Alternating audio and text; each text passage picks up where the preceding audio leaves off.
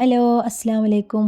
നോമ്പിൻ്റെ ക്ഷീണം മാറാനും അതുപോലെ തന്നെ ചൂടിൻ്റെ ഒക്കെ ക്ഷീണം മാറ്റാൻ വളരെ സിമ്പിളായിട്ടുള്ള ഒരു സ്ട്രോബെറി ജ്യൂസിൻ്റെ റെസിപ്പിയാണ്.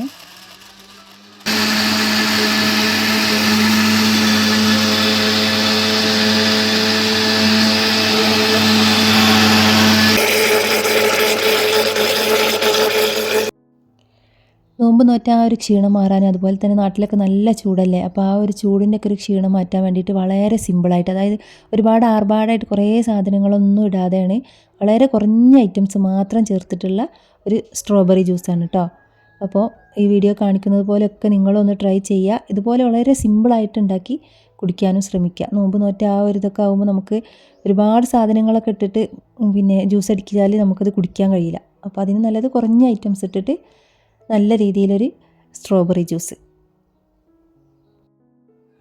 സ്ട്രോബെറി നിങ്ങൾ എത്ര ജ്യൂസ് ആവശ്യമുള്ളത് അതിനനുസരിച്ച് നിങ്ങളുടെ അടുത്തുള്ള സ്ട്രോബെറി നിങ്ങൾ എടുക്കുക. ഞാൻ കുറച്ച് സ്ട്രോബെറി എടുത്തിട്ടുണ്ട്.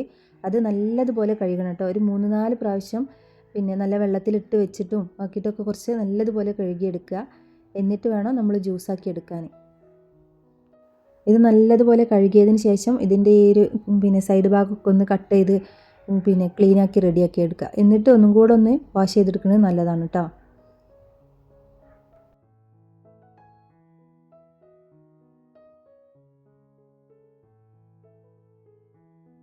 ഞാനിതാ സ്ട്രോബെറിയൊക്കെ ഒരു 3-4 പ്രാവശ്യം വെള്ളത്തിലൊക്കെ നല്ലതുപോലെ കഴുകി എടുത്തിട്ടുള്ളതാണ്.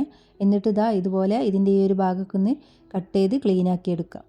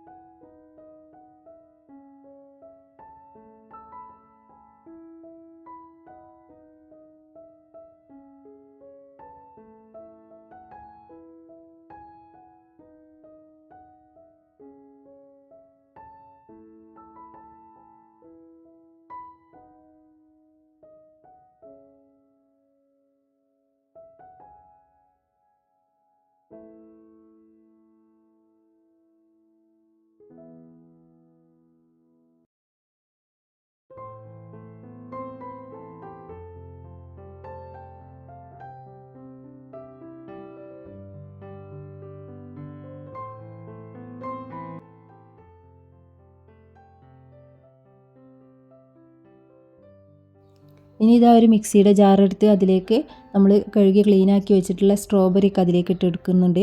അതിലേക്ക് ആവശ്യത്തിനുള്ള പാൽ ആദ്യം നമ്മൾ കുറച്ച് മാത്രം ഒഴിക്കണം കേട്ടോ. കാരണം എന്താ വെച്ചാൽ ജ്യൂസ് അടിക്കുമ്പോൾ നമ്മൾ ആദ്യം ഇതെന്നല്ല എന്ത് ജ്യൂസ് അടിക്കുകയാണെങ്കിലും നമ്മൾ കുറച്ച് വെള്ളമായാലും പാലായാലും ഒക്കെ കുറച്ച് മാത്രം ചേർക്കുക. എന്നിട്ട് ജ്യൂസ് അടിക്കുമ്പോഴാണ് അത് നല്ലതുപോലെ ഒന്ന് അരഞ്ഞ് കിട്ടുക. എന്നിട്ട് നമുക്ക് ബാക്കി ആവശ്യത്തിനുള്ളത് വീണ്ടും ഒഴിച്ചിട്ട് വീണ്ടും ഒന്നും കൂടെ മിക്സിയിലൊന്ന് അടിച്ചെടുത്താൽ മതി. അപ്പോൾ നല്ല രീതിയിലുള്ള ജ്യൂസ് കിട്ടും. അത് ഏത് ജ്യൂസ് അടിക്കുകയാണെങ്കിലും എന്തൊരു ഐറ്റംസ് നമ്മൾ അരച്ചെടുക്കുകയാണെങ്കിലും ആ ഒരു സമയത്ത് അതുപോലെ ചെയ്യണം കേട്ടോ.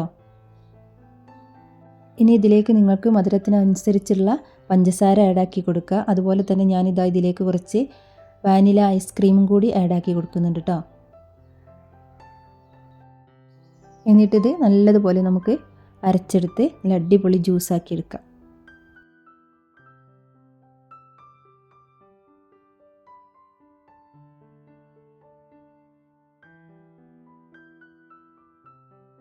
കട്ട് ചെയ്ത്